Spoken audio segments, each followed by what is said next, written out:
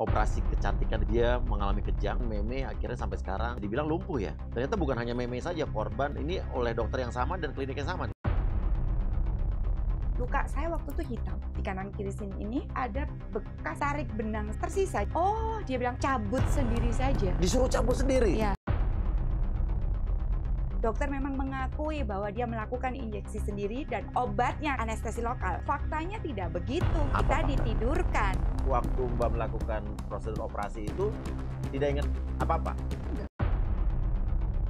Hasilnya apa dia MKDKI? Hasilnya Saya zonk. deg-degan nih. Hasilnya zonk. Justru saya dipikir saya cari uang atas laporan ini. Aduh, kita dianggap pengemis. Jujur memang rumor tentang dilaporkan ke MKDKI percuma itu memang benar, makanya dokter sama sekali tidak takut. Justru dari mereka bilang bahwa MKDKI pasti bela dokter dan ternyata benar. Ingat meme selebgram atau tiktokers yang pada saat melakukan operasi kecantikan di sebuah klinik di Jakarta, dia mengalami kejang. Kita tuh mau baik-baik aja kok. Ya. Iya, kita baik-baik ya.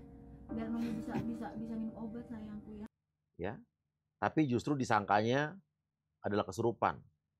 Dilakukan tindakan akhirnya yang menyebabkan meme akhirnya sampai sekarang bisa dibilang lumpuh ya.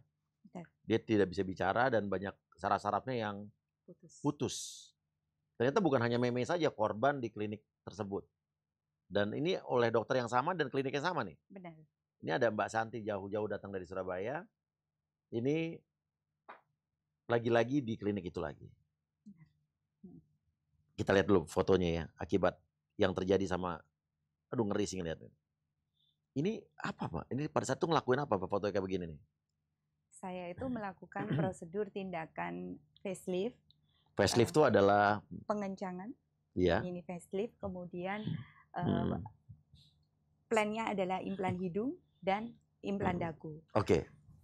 Ya, terus? Tetapi implan hidung itu tidak jadi dilakukan karena menurut dokter ada sisa benang wajah yang terlalu banyak. Kalau dijadikan implan nanti hidung saya bisa jebol, ya gitu. Tapi untuk prosedur facelift dan implan dagu itu tetap dilaksanakan oleh beliau. Nah, setelah pasca... Ini dokter yang sama nih? Dokter yang sama. Dokter siapa itu? Dokter Hartono. Oke. Ini dokter spesialis apa sih? Spesialis bedah plastik. Emang dokter spesialis bedah plastik ya? Memang spesialis. Dia terdaftar dalam Asosiasi Bedah Plastik Indonesia juga. Terus? Setelah itu setelah pasca penyembuhan sekitar 1 minggu itu luka saya itu tidak normal, dalam arti sembuhnya itu tidak normal, tidak hitam lah, menghitam. Kemudian ketika saya bawa kontrol ke dokter, dokternya sendiri malah kaget, loh kok bisa begini? Dokter yang sama nih? Dokter yang sama. Iya. Nah, dia kaget, dia bilang saya bilang ini kata suster kemarin yang 3 hari pertama saya kontrol itu tidak boleh dilepas dok. Oh enggak, harusnya harus dilepas kemudian dikasih salep.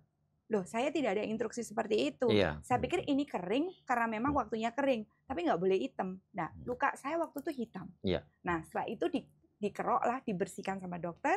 Oke, tinggal perawatan lanjutan. Karena based on kejadian tersebut, akhirnya saya mencari kontak dokter karena kita tidak diberikan kontak dokternya. Jadi dengan alasan kebijakan klinik, akhirnya saya carilah browsing di Google, ketemu kontaknya dokter dan ternyata saya hubungi benar.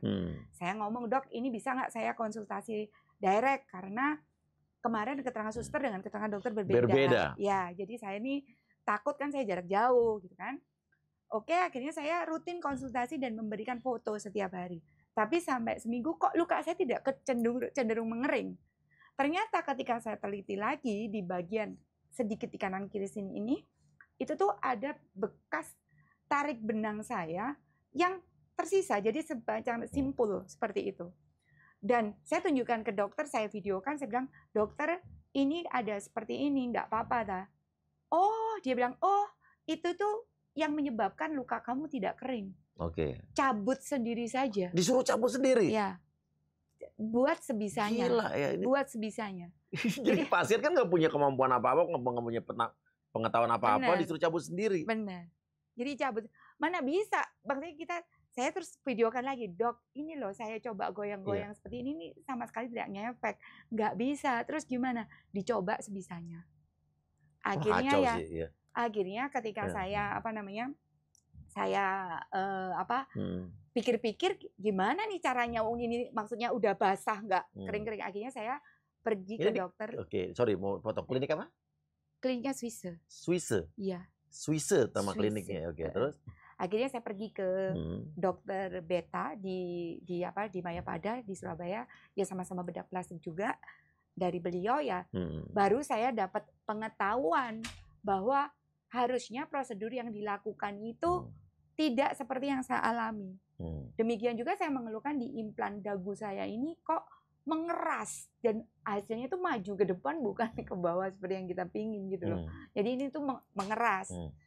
Terus dokternya nanya sama saya, implan apa yang dipasang? Loh, iya ya, saya kok nggak tanya, dan saya memang nggak dijelaskan waktu itu. Akhirnya saya menghubungi klinik gitu loh.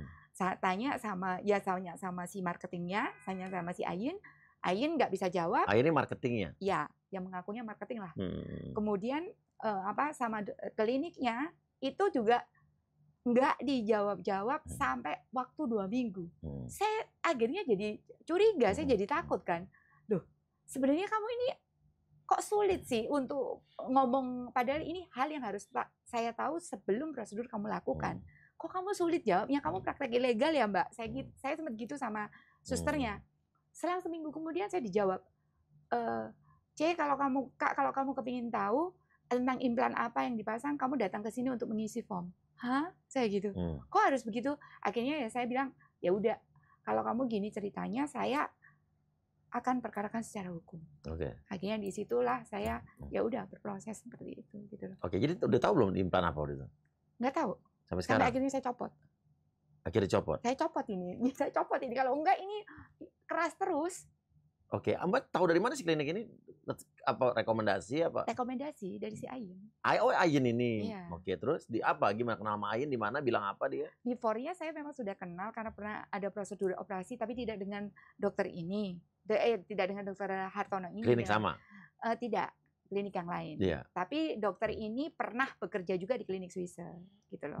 Tapi dia sudah tidak bergabung di klinik Swiss. Jadi saya kenal Ayin, dan facelift ini kenapa saya mau, karena Ayin juga menunjukkan bahwa dia sudah selesai facelift juga. Mbak ini udah cantik, ngapain di facelift lagi sih, Mbak? Ya kemarin-kemarin kayak begini. Iya, ya kan udah cantik ya kan. Kalau saya aja yang mukanya pas-pasan gini nggak ngapa-ngapain gitu kan. Oke, terus? Gitu, jadi punya Ayin ditunjukin bagus gitu loh. Saya lihat punya Ayin, videonya punya Ayin bagus gitu. Di sana bukan bikinnya? Ngomongnya di sana. Iya. Sama dokter yang sama. Seperti itu. Ya udah, itu awalnya sih. Oke, dan akhirnya apa langkah hukum yang sudah Mbak lakukan? Lapor kemana? MK DKI udah? Kalau untuk percuma apa nggak nih? Karena banyak iya. Terus terang aja, jujur aja nih, banyak orang-orang yang datang ke kita ngelapor-lapor ini, kalau ngelapor ke MK DKI hasilnya ya you know lah, ya kan? Emang kita begitu. Bukannya meremehkan atau gimana, ini apa adanya kok, kita ngomong belak-belakan aja ya kan? Memang, ya. Kan, lapor kemana? Karena kalau untuk kecelakaan medis itu kan harus somasi dulu. Betul. Even lapor polisi pun harus ya tetap somasi, habis itu MK DKI. Oke. Jadi akhirnya saya ambilnya somasi dulu. Setelah somasi tidak ada tanggapan, baru kita lapor MK DKI. Dan di laporannya apa? Intinya laporannya saya itu menuntut untuk dokternya diperiksa kembali kelayakannya, kemudian tentang rumah sakit klinik selaku penyelenggaranya apakah layak, sudah menyediakan tempat yang layak, dan prosedur yang dilakukan apakah sudah dengan benar. Itu sih yang kepingin kita tuntut ke MK DKI. Dan jika memang terbukti dokternya tidak kompeten, please tolong sekolah lagi kek, apalagi kek. Hasilnya apa di MK DKI? Hasilnya saya deg-degan nih. Hasilnya zong. Justru saya dipikir bahwa saya cari uang atas laporan ini. Oke, harus jelas, jangan katanya. Harus jelas. Kalau ngomong saya, apa hasilnya, tertulisnya apa atau apanya mungkin? Intinya fakta yang saya beberkan di sana, diputar balikan semua. Tidak ada kesalahan dalam prosedur operasi. Ini hasilnya keluar nih, Iya, keputusannya. keputusannya. Oke, apa keputusan MKDKI? Tidak ada kesalahan dokter dalam hal kode etiknya, tidak ada salah. Karena anestesi dilakukan anestesi lokal. Dokter memang mengakui bahwa dia melakukan injeksi sendiri dan obatnya kalau kita cek memang obat anestesi lokal. Tapi faktanya tidak begitu. Kita ditidurkan, kita tidak sadar. Bius total. Kalau dibilang bius total, saya kurang ini batasannya bagi ilmu medis ya. Tapi kita ya nggak ingat apa-apa. Wong kita maksudnya itu ya sudah kita nggak ingat apa-apa. Ini sudah ngefly. Oke, jadi waktu Mbak melakukan prosedur operasi itu tidak ingat apa-apa? Enggak. Ya berarti bukan bius lokal doang dong kan? Apa gimana? Setahu saya begitu karena saya cross check ke dokter-dokter yang lain. Bius lokal itu artinya kita bisa sadar. Iya, kita bisa lihat prosesnya. Ya. Dan saya baca di kesaksian ahli, even TIFA yang dilakukan untuk menidurkan orang itu harus ada dokter anestesi yang mengawasi. Iya, khusus harus ada dokter anestesi, nggak bisa dilakukan.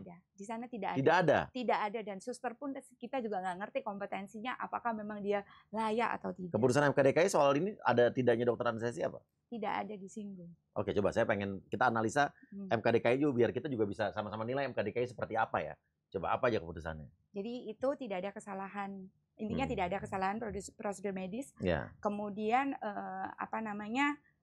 kalau dalam dunia kecantikan kita melakukan bedah estetik, sementara hasil yang diharapkan tidak sesuai dengan keinginan kita, itu adalah masalah kepuasan pelanggan yang dalam hal ini tidak ada tolak ukurnya. Itu katanya. Gitu.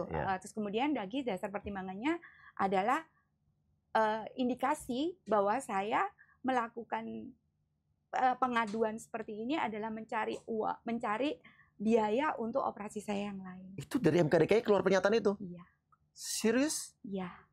Ini nggak mengada-ngada kan, Mbak? Enggak, saya sudah terima keputusannya. Bahkan saya pun sempat bicara dengan stafnya MKDKI, itu chattingnya masih saya coba, ada. Kita bacain aja sama-sama. Jadi saya nggak mau, saya minta bukti. Buka aja yuk. Kita bacakan sama-sama keputusan MKDKI. Bahwa tanggapan akhir teradu pasien sebenarnya telah menjalani operasi oleh saksi 10 di Surabaya dalam waktu 10 hari sejak kontrol terakhir dari teradu. Hal tersebut diakui sendiri oleh saksi 10 saat rapat pemeriksaan terhadap yang bersangkutan dan teradu di depan Dewan Kehormatan Etik dan Profesi Perhimpunan Bedah Plastik Rekonstruksi dan Estetik tanggal 16 September 2024, di mana terdapat jelas kesaksian saksi 10 bahwa operasi pertama kali yang dilakukan terhadap pasien adalah revisi payudara, breast lift, dan bukan operasi memperbaiki hasil operasi oleh teradu. Operasi tersebut adalah operasi kosmetik di daerah tubuh yang lain, di payudara, dan perut, yang mana hal tersebut ditutupi oleh pasien agar terkesan seolah-olah operasi tersebut adalah untuk memperbaiki akibat kesalahan oleh teradu dan karenanya dikerjakan oleh dokter lain. Padahal faktanya? Faktanya saya ini tidak ada hubungannya dengan dokter tersebut.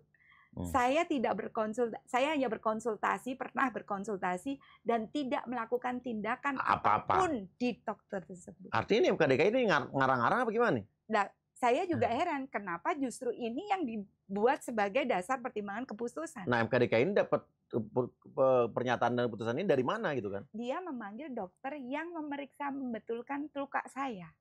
Dokter siapa nih? Dokter Beta. Beta, oke. Ya. Di klinik? Tidak, dokter Beta di Rumah Sakit Mayapada. Oke. Terus? Beliau yang membantu saya untuk maksudnya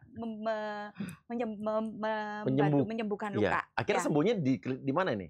Di dokter Beta. Di Mayapada kan? Ya. Sembuhnya di Mayapada, bukan di klinik siapa tadi? Suese. Bukan. Ya. Bukan. Kapok ya? Udah. Iya. Itu. Jadi ini juga yang saya heran. Kalau saya baca keterangan saksi 10, saksi dokter Beta memang menceritakan saya datang kemudian apa yang dia lakukan ke saya. Ya mungkin memang walaupun menurut saya nggak perlu diceritain ya, yang kan nggak ada hubungannya sama dokter ini, tapi ya nggak apa-apa lah. Itu yang memang dilakukan oleh dokter Beta. Tapi kan yang untuk berhubungan dengan dokter Hartono Atau ini, kan tidak ini. Ini kan dokter Beta adalah justru menyelesaikan PR-PR atau hasil Iya, kerjaannya dokter benar. Hartono Benar. yang luka Betul. hitam dan ya. Kenapa bukan pertama dilakukan? Karena ini menunggu 3 bulan harus diselesaikan dulu. Iya, Kalau iya. enggak hidungnya jebol. Iya. Oke. Nah tadi yang katanya dibilang katanya tujuan Mbak mencari uang itu mana tadi pernyataan? Itu yang dibawa itu. Jadi untuk Coba tadi ini kan dibaca sekali lagi yang bawahnya. pengertiannya sebenarnya. Operasi tersebut adalah operasi kosmetik di daerah tubuh yang lain, di payudara, perut, yang mana hal tersebut ditutupi oleh pasien agar terkesan seolah-olah operasi tersebut adalah untuk memperbaiki akibat kesalahan teradu itu dokternya, dan karenanya dikerjakan oleh dokter lain. Jadi kan ini tuh saya itu dianggap ngerti. Jadi seolah-olah Mbak itu melakukan perbaikan yang di sini, padahal ngelakuin operasi yang lain, implan yang lain, padahal tidak kan? Enggak. Oke. Gitu loh. Jadi ini tuh membiayai operasi-operasi saya yang lain. Ya, soalnya Mbak modus ya kan? Betul, yang dikerjakan oleh dokter Beta. Karena saya pertama kali tidak datang untuk membetulkan hasil rusaknya dokter Hartono gitu loh. Terus dari dokter Hartono segala macam tidak ada? Sama sekali tidak ada bisa dihubungi. Justru ketika dia dimenangkan, wah malah menghinanya setengah mati di pengadilan. Menghina apa? Ya kan namanya, maksudnya pada sebelum pengadilan kan kita ada form mediasi. Kamu mau damai berapa? Aduh, kita dianggap ngemis. Gimana bilangnya? Ya bilangnya kalau mau cuman 10 juta aja. 10 juta. Memang kita dianggap apa? Yeah. Jadi ini yang pokok saya pengaduan ke MKDKI-nya adalah melakukan praktik kedokteran yang tidak kompeten, tidak melakukan tindakan atau asuhan medis yang memadai pada situasi tertentu sehingga dapat membahayakan pasien, tidak memberikan penjelasan dengan jujur, etis dan memadai kepada pasien atau keluarganya dalam melakukan praktik kedokteran. Itu yang saya adukan ke MKDKI. Tapi MKDKI tanggapannya seperti itu. Nyesel nggak nyatuin ke MKDKI? Oh, sangat nyesel. Bahkan saya pernah chat ke, karena yang bisa saya hubungi di orang MKDKI adalah yang bagian ngirim surat. Saya itu ngomong,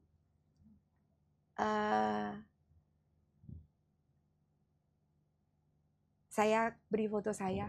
Mas, kalau saya dibilang seperti ini, coba Mas nilai sendiri apakah saya dengan seperti ini, saya biusnya lokal. Saya bilang, ini foto saya habis dibius hanya sekedar supaya bapak-bapak memutuskan dengan lebih bijaksana. Ini saya ada chat sama stafnya MKDKI. Mbak bilang apa ke mereka setelah Mbak kecewa? Saya bilang, jujur memang rumor tentang dilaporkan ke MKDKI percuma, itu memang benar adanya. Makanya dokter sama sekali tidak takut waktu itu. Justru dari mereka bilang bahwa MKDKI pasti bela dokter dan ternyata benar. Iya. Fakta dan keterangan pasien sangat tidak dipertimbangkan sama sekali di sini. Oke. Dan memang saya sering mendapat laporan buat pasien-pasien malpraktek yang datang ke sini rata-rata lapor ke MKDKI bilangnya ya percuma. Tolong coba MKDKI kasih komentar dan responnya ya. Dan ini dia menjawab, saya cuma bagian nulis, intinya dia menjawab, iya Bu, saya juga mohon maaf sebelumnya, saya sebagai panitera hanya menjalankan tugas mengumpulkan alat bukti dan notarian sidang. Semua keputusan ada di tangan hakim. Jika Ibu Santi masih keberatan, mungkin bisa bersurat secara resmi. Oke Mbak, oke di MKDKI Mbak kalah, dia dinyatakan dokter tidak bersalah.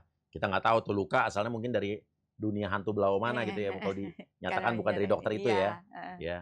Anggap aja dia mungkin dipikir kayak film azab kayak tiba-tiba nongol kali ya. Oke, nggak apa-apa ya. Mungkin kebanyakan yang masih keputusan nonton film azab kali tiba-tiba kenapa gitu ya. Jangan marah, habis itu nanti nyerang gue, oknum-oknumnya ya kan. Biasa begitu nih. Kalau gue ngebuka satu kasus apa, wah, nyerang gue, dibilang DPR nggak guna lah, biarin gue udah biasa. Ya. Nah, sekarang gugatan perdatanya melakukan kan? Iya, melakukan. Lakukan di mana? Di Jakarta Pusat, ini ada nomornya. Di PN Jakarta Pusat? Yes. Kasih saya nomornya. Ada nomor. Kapan Mbak dipanggil sidang? Sidangnya yang mewakili lawyer saya semua. Oke. Tapi nanti untuk saya ada sidang bagian saya, penggugat, itu tanggal 6 besok. Tanggal 6 Mei besok ya? Yes. Oke, kita kawal terus Mbak. Oke, untuk hakim-hakim nanti di sidang perdata pengadilan negeri ya, Jakarta Pusat. Ya, tolong diperhatikan, saya percaya kalian profesional, ya. Apalagi kemarin baru ada rotasi besar-besaran nih di hakim-hakim, di pengadilan negeri, pengadilan tinggi, ketua-ketuanya pada pindah-pindah dalam rangka untuk mereformasi sistem hukum di Indonesia. Saya percaya sistem peradilan di Indonesia akan lebih baik, dan kita percaya jangan sampai ada yang menodai sistem peradilan lagi di Indonesia. Kalau ada sampai yang nyeleweng-nyeleweng, tahu dong. Ini nomor perkara 585/PDT/PN /2024/PN Jakarta Pusat. Atau mungkin kalau udah kayak begini-begini, mungkin harusnya Kemenkes mungkin mengambil alih peran MKDKI kali ya. Ya, kalau enggak ya MKDKI kalau memang dirasa tumpul, mandul, nggak berguna, misal dirasa begitu ya, misalnya begitu ya, bisa dibubarkan saja, ya kan? Dan diambil alih oleh Kemenkes, bikin lembaga kode etik sendiri gitu kan. Ya jangan marah gitu kalau memang tidak merasa begitu, ya tolong ditajamkan lah perannya ya. Jadi kita mungkin di luar sana banyak ya orang-orang, kenapa kadang-kadang kita nggak mau speak up, ya kan? Ya karena kita merasa mau lapor kepada siapa. Oke lah kita mampu bayar pengacara, mampu ini, mampu itu. Tapi begitu keputusan semua yang menyangkut kesehatan, kecelakaan medis harus masuk ke MKDKI, ya kan? Dan itu kalau sudah dimenangkan ya kita hopeless. Ya, itu dibuat apa namanya, dibuat senjata untuk mereka, gitu loh. Padahal kan sekarang coba dipikir, apa? Jangankah kita ngomong kecantikan ya, kita kecantikan ini kita mampu bayar loh, ya kan, kita mampu bayar, badan kita sakit loh, gitu loh. Bukan orang operasi itu nggak sakit, ada downtime-nya nggak enak, kita ada hasil yang nggak bagus, kita sebenarnya tidak minta yang gimana-gimana, tolong dong kalau doktermu ini kurang kompeten, kamu didik lagi yang betul, belajar lagi yang betul. Masa dia lebih kuasa dari Tuhan? Tuhan aja sayang sama umatnya, nyawanya umatnya disayang, dokternya seenak-enaknya. Kan gitu, sama sekali tidak ada empati, sama sekali tidak ada simpati dokternya. Justru diputar balikan semua faktanya.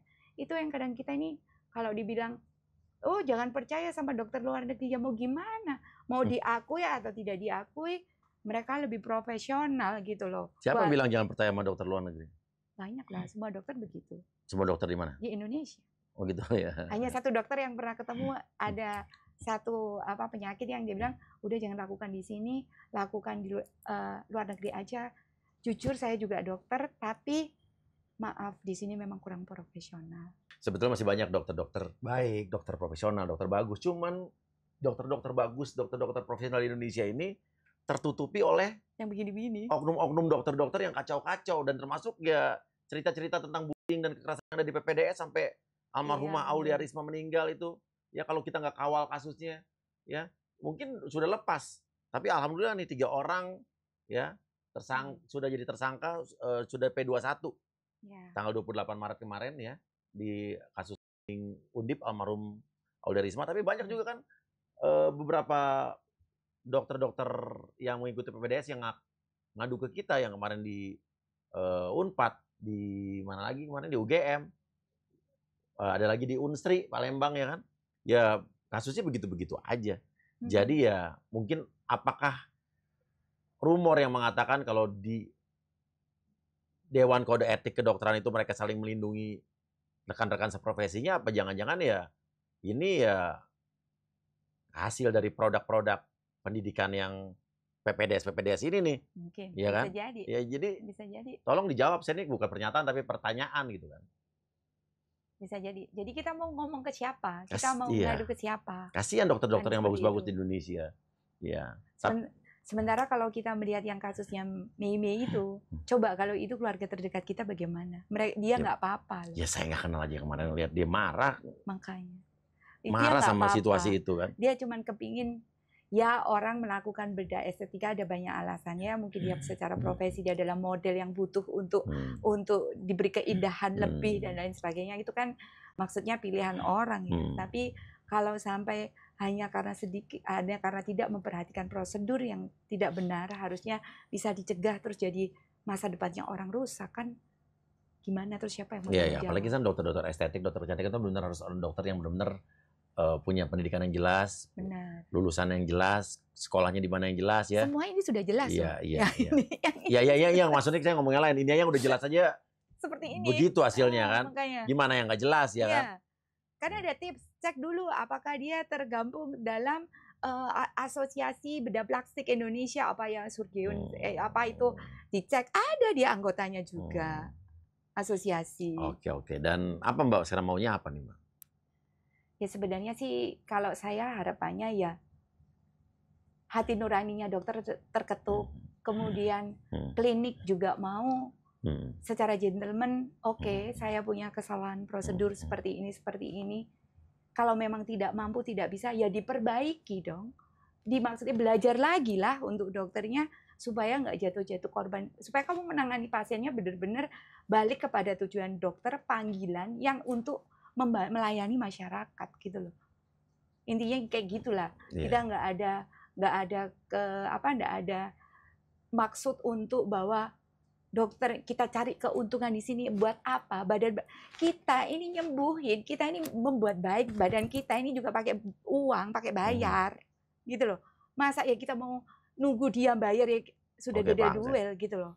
Oke, itulah. Karena ada joke bilang begini bahwa kalau mau jadi dokter malpraktek, ya jangan di Amerika. Karena kalau jadi dokter malpraktek di Amerika lo bisa bangkrut, bisa miskin. Karena kalau di sana ngesu orang, bisa rumah sakitnya bisa bangkrut, dokter bisa jatuh miskin karena di sana hukum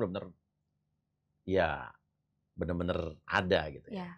Sementara yang terjadi kalau di negara kita ini gitu kan. Ya gitulah. Banyak sekali, bahkan sesama dokter pun saya tanya ya jawabannya gini, kita tidak boleh saling menjelekan sesama kode etik. Betul sekali. Sesama rekan. Ini harus dirubah ya, mindset seperti itu. Mau ngomong apa sama Dokter Hartono?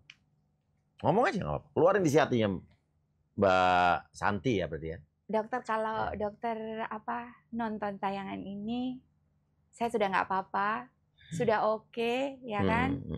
Dan sorry dok, saya tidak mencari keuntungan dari dari kasus ini, dan saya juga tidak kepingin uangnya dokter juga gitu. Tapi tolong dok, saya juga begitu kaget ketika ngelihat statusnya kondisinya Meme. Jadi intinya dokter tolonglah punya hati nurani. Dokter tolonglah, kalau dokter selama ini ngomong anak saya ABC, anak perempuan dokter ABC, please coba dokter pikir kalau itu terjadi sama anak dokter kayak apa. Jadi please tolong hargain kita gitu loh.